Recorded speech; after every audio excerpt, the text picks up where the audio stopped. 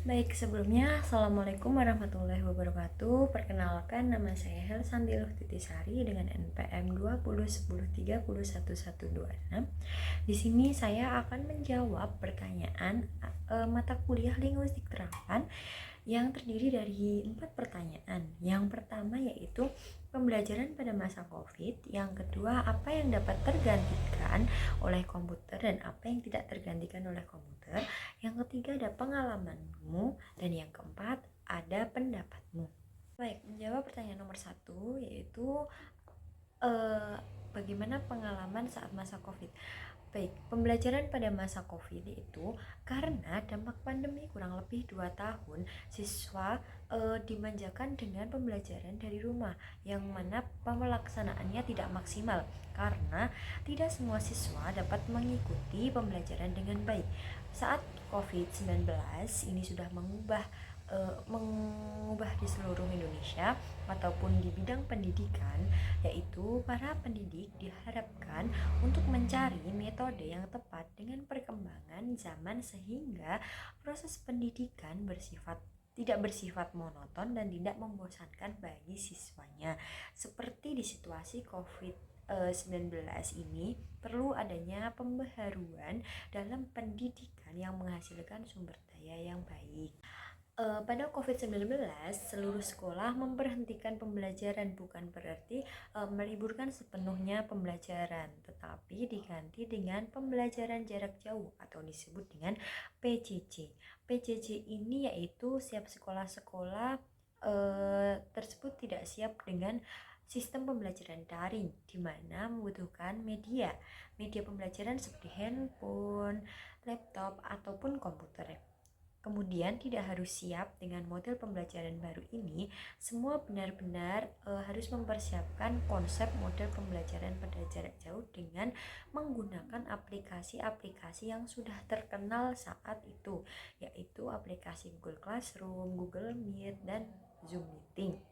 Baik, kemudian ada jenis pekerjaan yang tidak dapat dibantu dengan robot.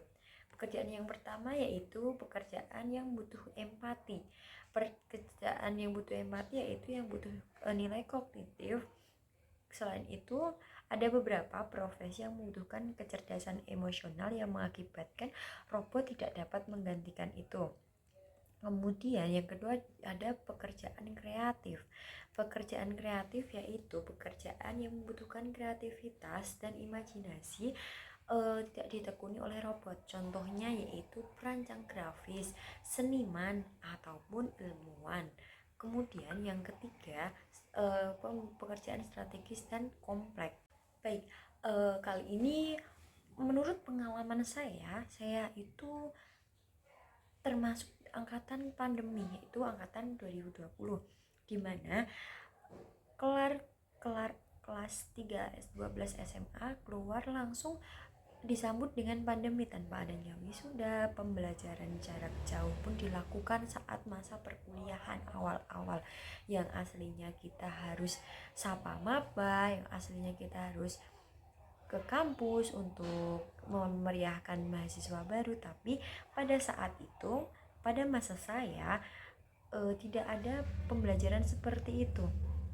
Jadi sangat disayangkan bahwa ilmu-ilmu kita yang didapat kita selama ini adalah sebatas mampir, karena secara pengalaman saya juga pembelajaran pada saat daring itu tidak maksimal karena membutuhkan waktu yang amat banyak, tenaga yang sangat-sangat dibutuhkan, yaitu tenaga yang benar-benar niat. Soalnya banyak dari kita yang saat pembelajaran itu lelah, capek karena menghadap laptop maupun komputer atau handphone masing-masing.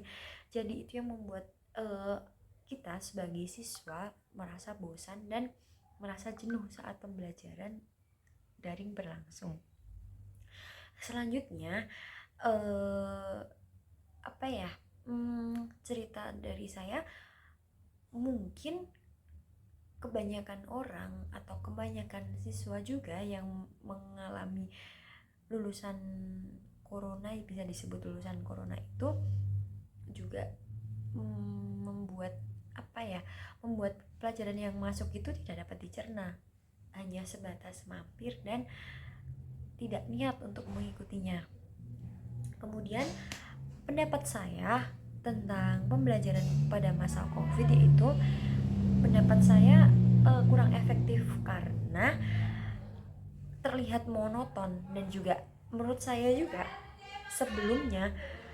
sebelum pembelajaran berlangsung seharusnya kita buat seperti permainan, banyak permainan ataupun kuis-kuis yang bisa dilakukan secara online, tidak monoton pekerjaanku mendengarkan PR kemudian dibahas lagi pagi. Jadi menurut saya sebagai murid itu terlalu monoton. Kalau tidak diberi game terlebih dahulu, mengasah otak ataupun sebagainya, seperti itu. Cukup sekian dari saya rasa cukup. Wassalamualaikum warahmatullahi wabarakatuh.